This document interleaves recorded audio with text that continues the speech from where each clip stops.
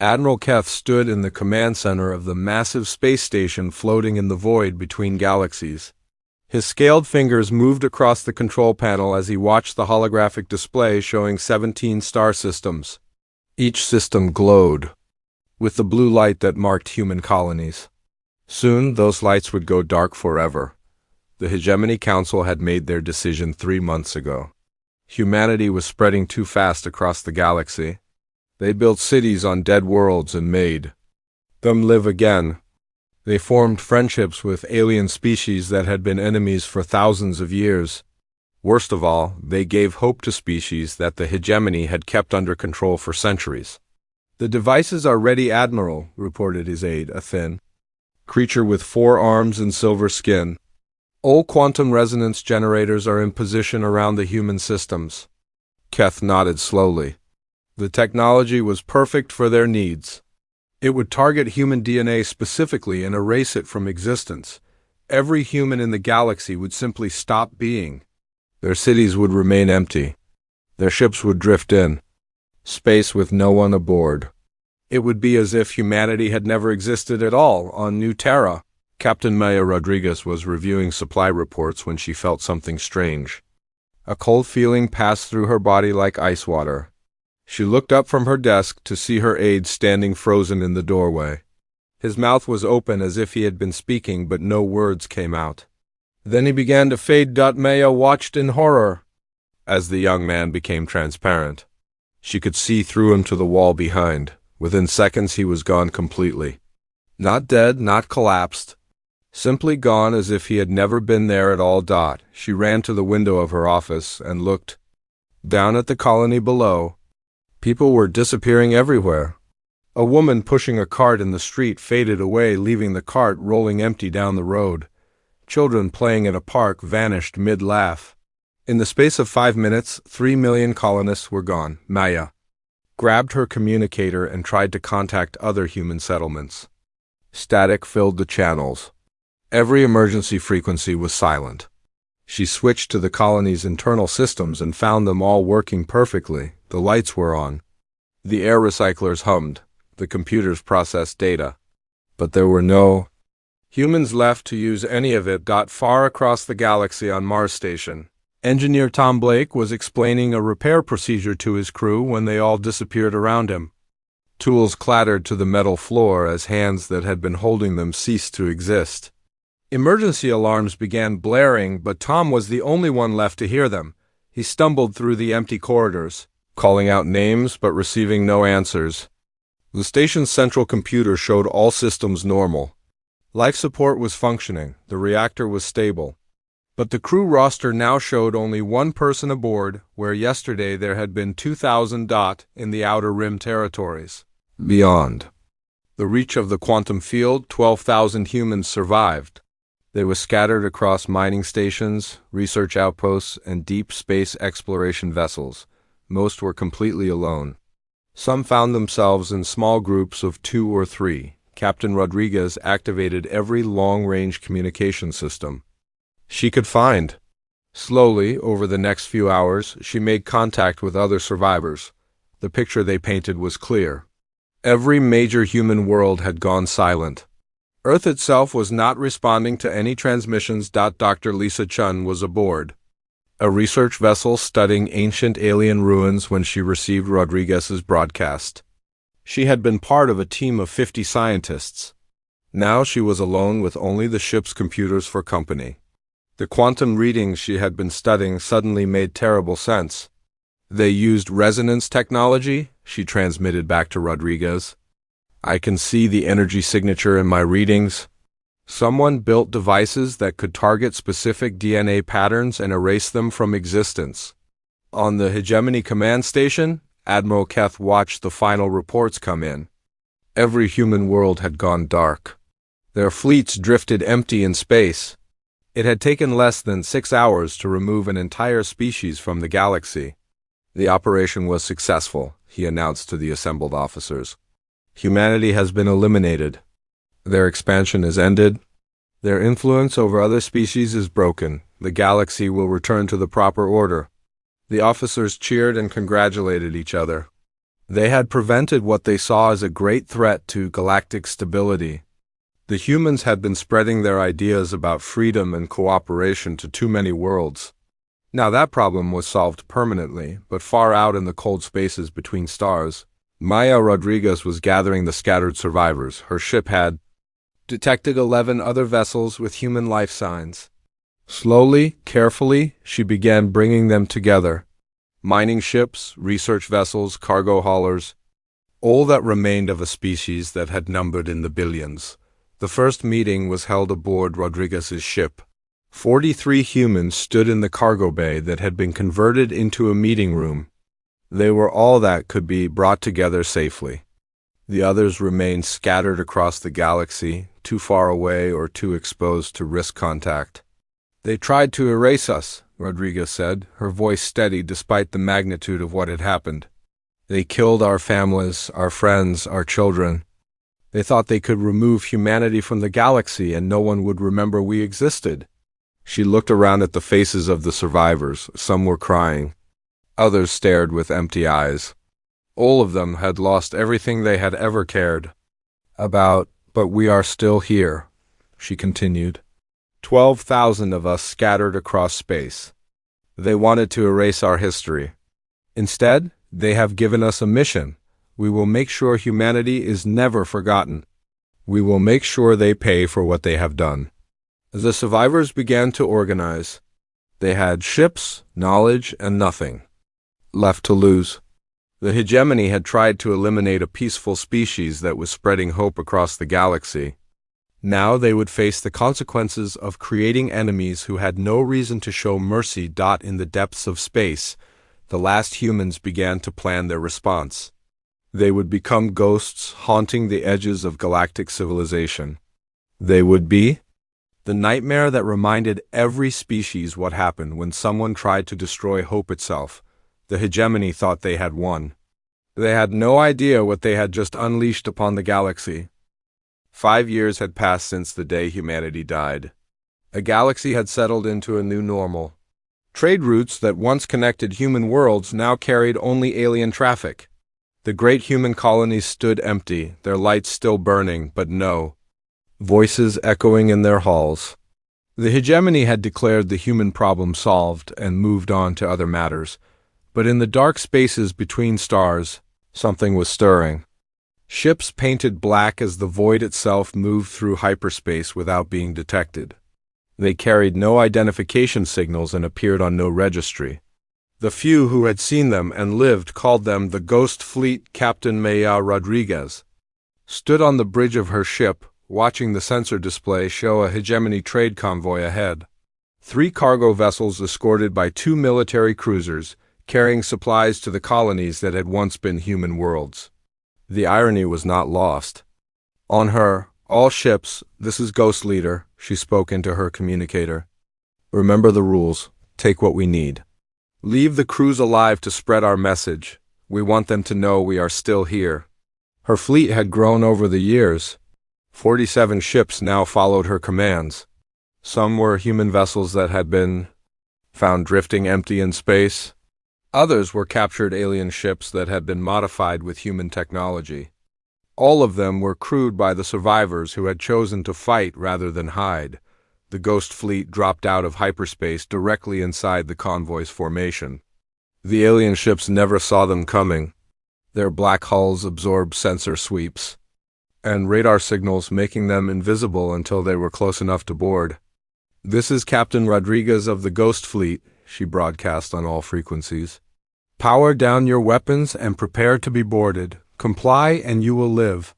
Resist and you will join the 5 billion humans your leaders murdered. The alien captains had heard the stories. Ghost ships that appeared from nowhere, took what they needed, and vanished back into the void. Always they left behind the same message burned into bulkheads. Remember Earth. The boarding was swift and efficient.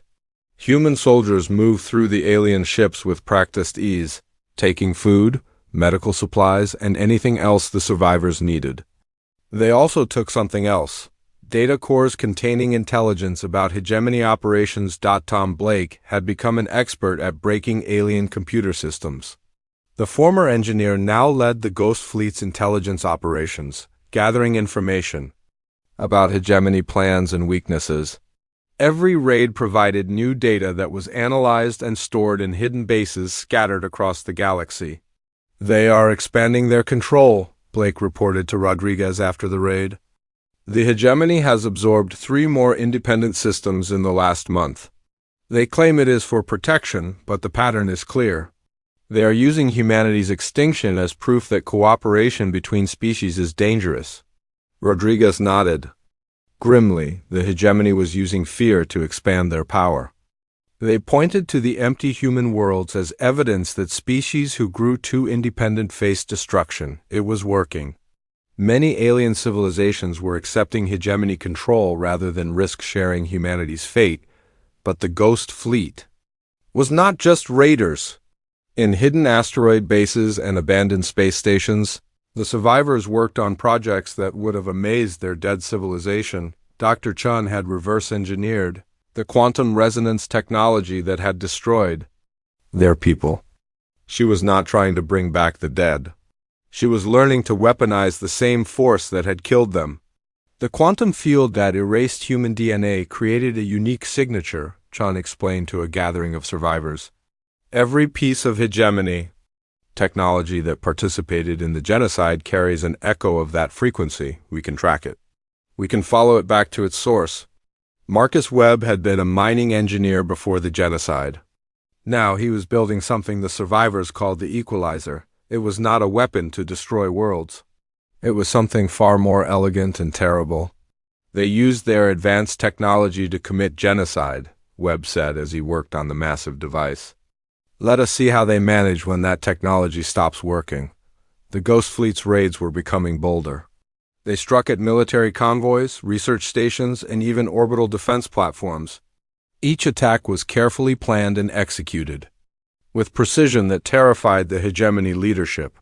These were not random pirates. These were the remnants of a species that had been pushed beyond all limits on the hegemony capital world. Admiral Keth read the latest reports with growing concern. The Ghost Fleet had hit 17 convoys in the past month. They had stolen military technology, research data, and something far more dangerous. They had begun spreading information about the truth of humanity's extinction. "They are distributing files about human civilization," his aide reported. "Art, music, literature, scientific achievements. They are showing other species what we destroyed." Keth crushed the datapad in his clawed hand. The plan had been perfect. Erase humanity and let them fade from memory. But the survivors were ensuring that would never happen. Every raid carried the same message. Humanity had existed. They had been murdered, and someone would answer for that crime. The psychological impact was spreading beyond the raids themselves. Young aliens on dozens of worlds were learning about the human civilization that had been erased. They were asking questions about the genocide that their leaders could not answer.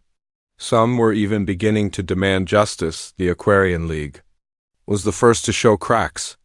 Their youth movements began protesting the continued celebration of humanity's extinction.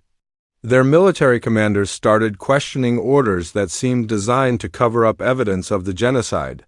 When video footage surfaced showing hegemony leaders toasting the success of the human solution, riots broke out on 3 Aquarian worlds. Rodriguez watched the intelligence reports from her command ship with satisfaction. The Ghost Fleet was accomplishing something she had never dared hope for. They were not just surviving. They were winning. "They tried to erase us from history," she told her crew during their latest mission briefing.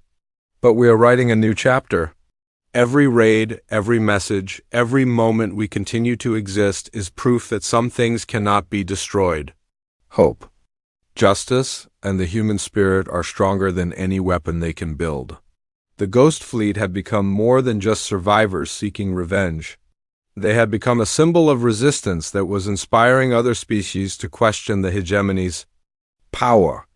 The aliens who had tried to eliminate humanity were learning that they had created something far more dangerous than they had destroyed. In the dark between stars, the last humans prepared for the next phase of their campaign. They had shown the galaxy that humanity still existed. Now they would show them what humans could accomplish when they had nothing left to lose. The great council chamber of the hegemony had never seen such chaos. Representatives from dozens of species shouted at each other in languages that the universal translators struggled to process.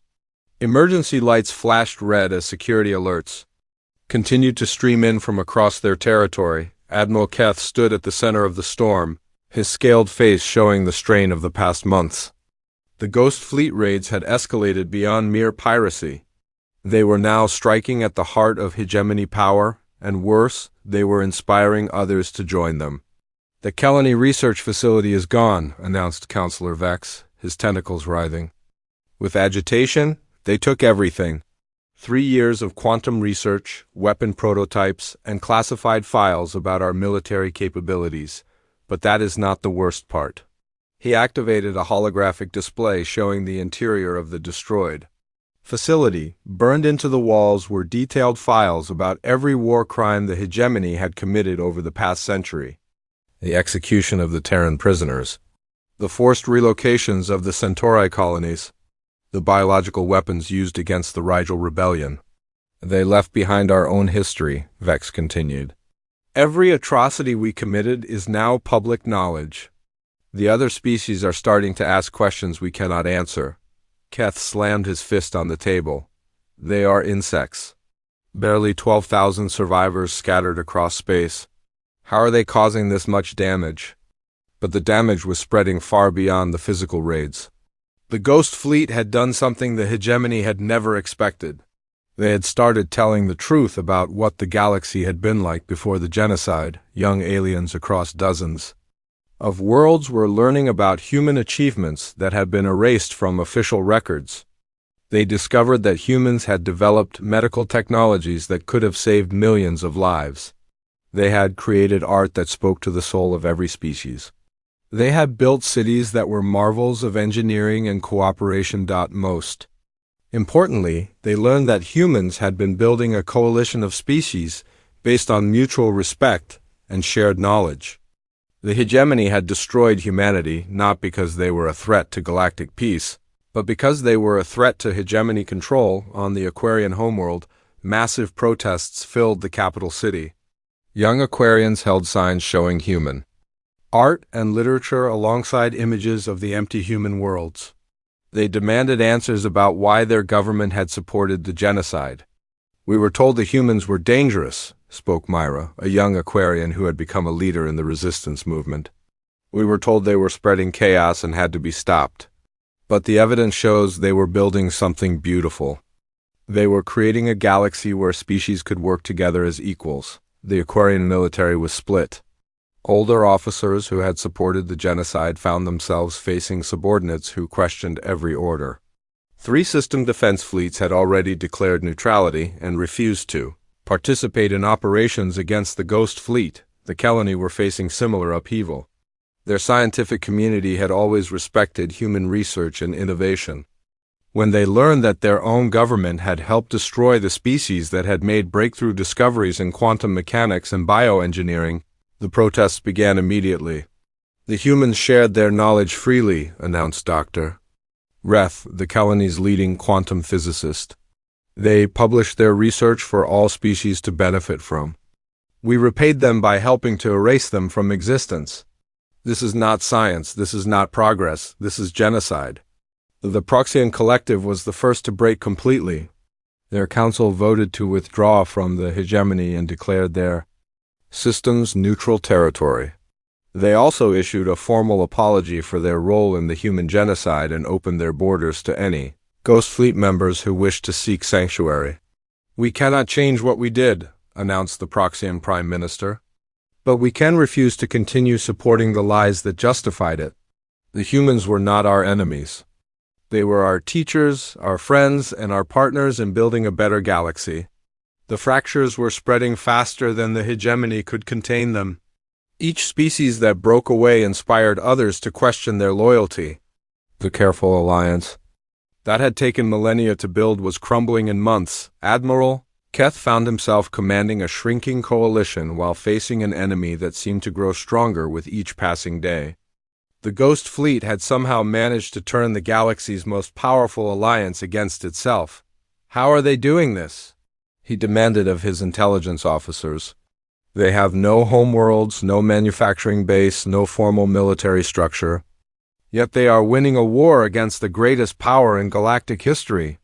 The answer came from an unexpected source. Intercepted Ghost Fleet communication was decoded by hegemony cryptographers.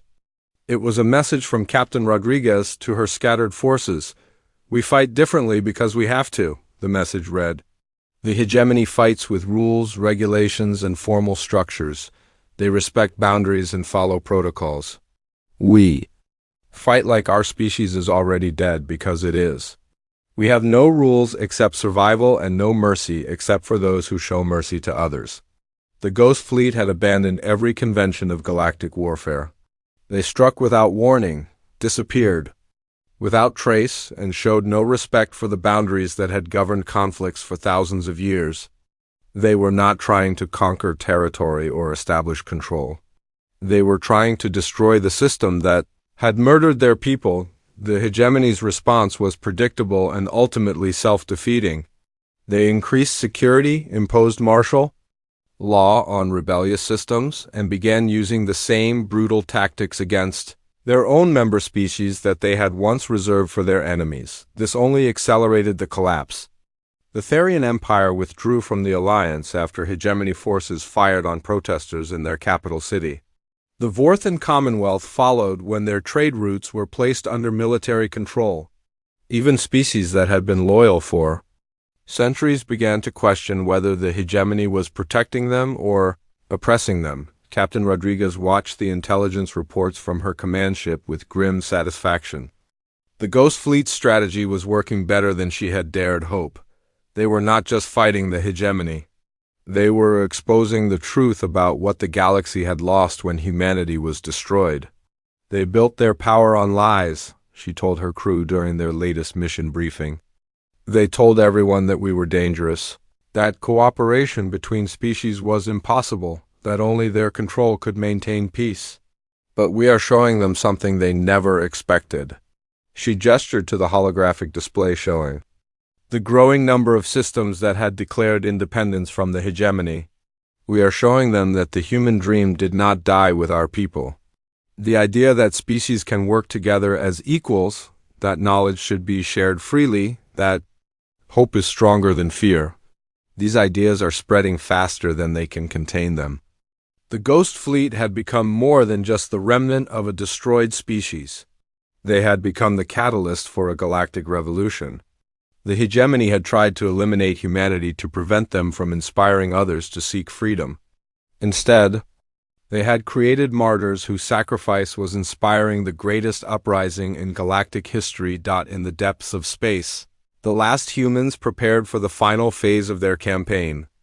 They had shown the galaxy that humanity still existed. They had inspired other species to question the hegemony's power. Now they would deliver the killing blow that would ensure their people's sacrifice would never be forgotten. In the cold space between galaxies, where no star had ever shone and no planet had ever formed, the last humans had built something magnificent and terrible. The construct was massive, assembled from the hulks of 1,000 ships and powered by reactors that burned with the fury of dying suns. Captain Maya Rodriguez stood before the central command chamber, watching her people work with desperate efficiency. 5 years of planning had led to this moment. 5 years of raids, intelligence gathering, and preparation for the final strike against the species that had tried to erase them from existence. Dr. Lisa Chiun moved between the quantum processors like a conductor leading an orchestra. The devices around her hummed with power that made the air itself seem to vibrate. These were not weapons in any conventional sense. They were tools of justice, built from the same technology that had murdered 5 billion humans. The resonance field is stabilizing, Chun reported, her voice steady despite the magnitude of what they were about to attempt. All quantum processors are synchronized. We can begin the final sequence on your command. Rodriguez nodded, but her attention was focused on the tactical display showing the positions of the Ghost Fleet throughout the galaxy. Every human survivor who could fight was in position for what they called the Reckoning Protocol. The plan was audacious even by human standards. The quantum resonance technology that had erased their people had left a unique signature in every piece of hegemony equipment that had participated in the genocide. Chun had spent 5 years learning to track that signature, to follow it back to its source like a bloodhound following a scent. Every hegemony ship, every space station, every planetary defense system that was active during the genocide carries the quantum echo, Chun explained to the assembled survivors. We can use that echo to target them specifically. But they were not planning to erase hegemony DNA. That would make them no better than the genocidal aliens they fought.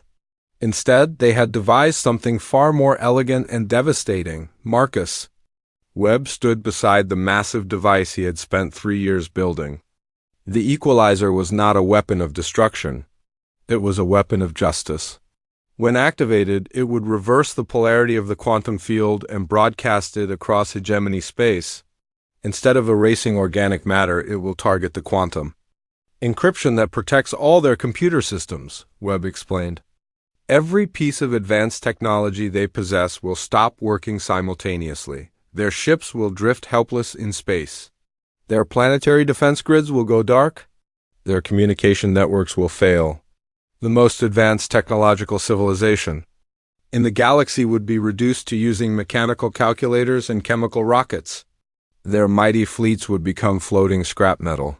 Their proud cities would go dark as their power systems failed. Tom Blake had mapped every critical system in hegemony space.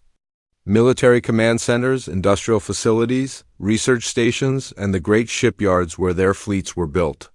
All of them would be affected by the quantum pulse.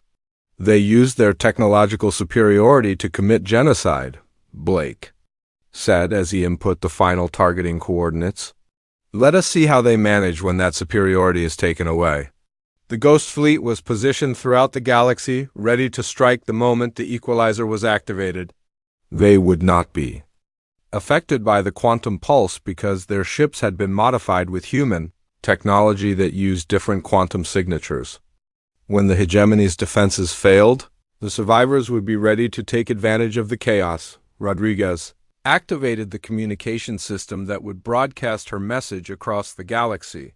She wanted every species to know what was about to happen and why. People of the galaxy, she began, her voice carrying across space to reach billions of listeners. 5 years ago, the hegemony used quantum resonance technology to erase humanity from existence. They murdered 5 billion innocent people because they feared the ideas we represented. They tried to destroy hope itself. She paused, looking around at the faces of the survivors who had gathered in the command chamber. These were the last humans in the galaxy, and they were about to ensure that their species would never be forgotten. But hope cannot be destroyed. Justice cannot be erased. Today, we use their own technology against them. Today, we show them what happens when someone tries to eliminate a species that believed in freedom, cooperation, and the dignity of all life. The activation sequence began. Quantum processors throughout the massive construct began to resonate in harmony. The space around them seemed to bend and twist as reality itself was manipulated by forces that few species in the galaxy truly understood. All quantum signatures locked, Chun reported. The field is building to critical intensity. We have achieved perfect resonance with the genocide frequency. On the bridge of his flagship, Admiral Keth was reviewing reports of increasing Ghost Fleet activity when his computer screen suddenly went dark. Emergency lighting flickered on as backup systems failed one by one. Around him, officers stared at control panels that displayed only static. What is happening? He demanded, but his communications officer could only shake his head in confusion. Throughout hegemony space, the same scene was playing out on millions of ships and stations. Advanced technology that had functioned perfectly for centuries was suddenly failing without explanation. Quantum computers shut down. Hyperspace engines went offline. Weapon systems became useless metal sculptures. The great shipyards above the hegemony capital world went dark as their automated systems failed. Ships under construction drifted away from their moorings as the magnetic fields that held them in place disappeared. The planetary defense grid that had protected the world for millennia became nothing more than orbiting debris. But the Ghost fleet was ready. Ships painted black as the void materialized around disabled hegemony vessels. Boarding parties moved through the darkened corridors of enemy ships, finding crews huddled around emergency lighting and manual controls. "This is Captain Rodriguez of the Ghost Fleet," she broadcast on simple radio frequencies that still functioned. "Your advanced technology has failed because you used it to commit genocide?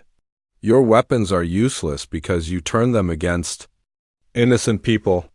Your ships are helpless because you chose to make an enemy of hope itself." The message was being received throughout the galaxy, not just by the hegemony, but by every species that had remained neutral during the years of Ghost fleet raids.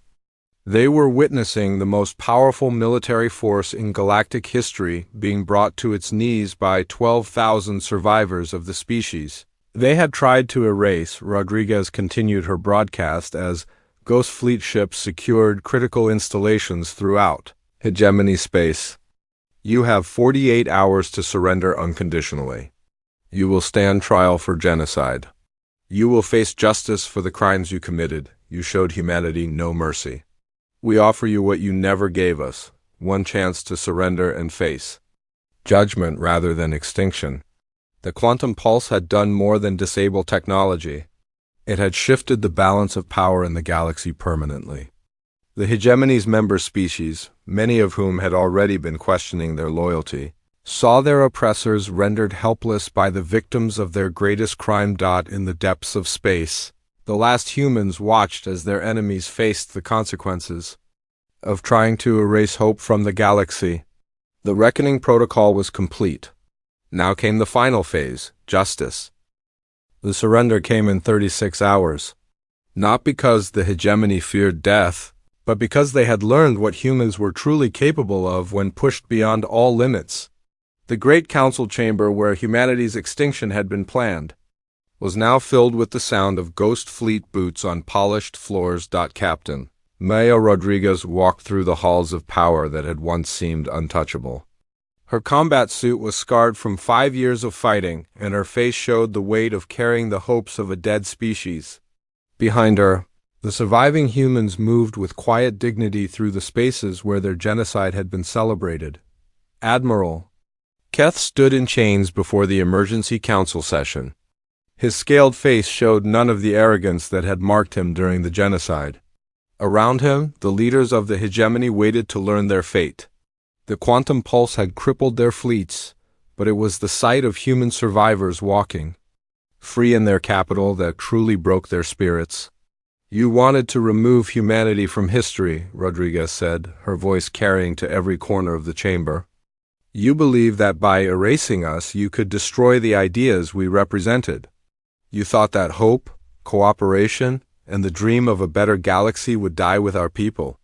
She gestured to the holographic displays showing the current state of the galaxy. Dozens of species had declared independence from the hegemony. Former enemies were working together to rebuild their shattered worlds. The coalition that humans had dreamed of was finally becoming reality. Instead, you ensured that humanity will never be forgotten. Every species in this galaxy now knows what we stood for and what you destroyed. You have made us martyrs for the cause of freedom. The trials began immediately. The Galaxy Court of Justice, established by the species that had broken away from the hegemony, would judge the architects of genocide. The evidence was overwhelming. The hegemony's own records detailed every aspect of the plan to erase humanity. Dr. Chun presented the technical evidence with scientific precision. The quantum resonance devices, the careful targeting of human DNA, the coordination required to eliminate an entire species across 17 star systems. It was the most thoroughly documented genocide in galactic history. "They did not kill us in anger or fear," Chun testified. "They killed us because we were successful, because we were showing other species that cooperation was possible, because we were building something beautiful and they could not control it. The hegemony's defense was predictable. They claimed they had acted to preserve galactic stability. They argued that humanity's rapid expansion threatened the established order. They painted themselves as reluctant guardians making difficult decisions for the greater good, but the evidence spoke against them. The Ghost Fleet had recovered files from their raids that showed the true motivations behind the genocide.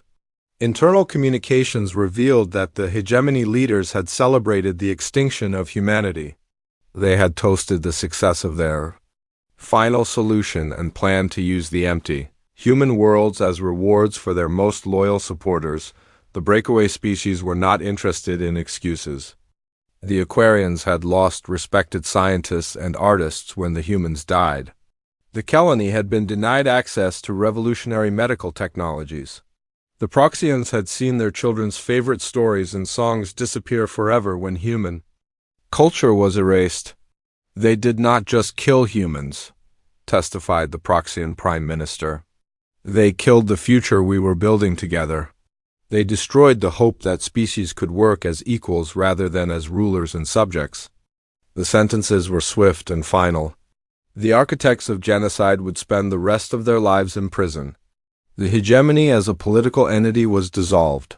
Their territories were divided among the species that had suffered under their rule, with the Ghost Fleet serving as guarantors of the new order, but the most important decision was yet to come. The quantum resonance technology that had made the genocide possible was gathered from across the galaxy and brought to a single location. The surviving humans, working with scientists from dozens of species, built a massive disposal facility that would ensure such weapons could never be used again. No species should have the power to erase another from existence, Rodriguez declared as she activated the device that would destroy the technology forever. We will not allow fear to drive us to commit the same crimes that were committed against us. The destruction of the quantum weapons was broadcast across the galaxy. It was a moment of healing, of turning away from the darkness that had consumed so many lives. The last humans had chosen justice over revenge, hope over hatred. Marcus Webb stood beside the memorial that was being built on the site of the old hegemony capital. It would commemorate not just the humans who had died, but all the species that had suffered under tyranny. The inscription was simple: in memory of those who died believing in a better galaxy, their dream lives on. The surviving humans began to scatter across the galaxy, but they did not disappear. Some founded new colonies on worlds that had been abandoned during the chaos. Others served as teachers and advisors to species that were learning to govern themselves. A few chose to remain with the Ghost Fleet, now renamed the Freedom Guard, protecting the new order from those who would bring back the old ways. Dr. Chun established a research institute dedicated to developing technologies that could improve life for all species. The quantum resonance research that had once been used for genocide was now being used to heal genetic diseases and extend lifespans. The tools of destruction had become instruments of hope. Tom Blake worked with former hegemony engineers to rebuild the communication networks that connected the galaxy. But this time, the networks were designed to serve all species equally. No single power could control or censor the flow of information. Maya Rodriguez chose to remain aboard her ship, sailing between the stars as a reminder of what could be accomplished when people refused to give up hope. She carried with her the stories of the 5 billion humans who had died, ensuring that their memory would inspire future generations. The galaxy that emerged from the ashes of the hegemony was not perfect. There were still conflicts, still species that struggled with old prejudices and fears. But it was a galaxy where cooperation was possible, where different species could work together as equals, where the dream of a better future was alive. Years later, when alien children learned about the Great War and the species that had almost been erased from history, they would understand that some things could never be destroyed. Hope, justice, and the belief that life had meaning were stronger than any weapon, more enduring than any empire. The humans had died, but their legacy lived on in the songs of free species, in the constitutions of worlds that remembered the price of unchecked power, and in the simple truth that trying to destroy hope only made it stronger. The galaxy remembered Earth, and in remembering, they kept alive the dream that had once seemed impossible. The dream that species could work together, that knowledge should be shared freely, that every life had value regardless of its origin. The last humans had saved more than themselves. They had saved the future itself, ensuring that the galaxy would never again forget what happened when someone tried to erase hope from existence. Their victory was not just over the hegemony, but over the darkness that lived in every heart that chose fear over love, control over cooperation, despair over hope. In the end, humanity had won the greatest victory of all. They had proven that some things truly were eternal,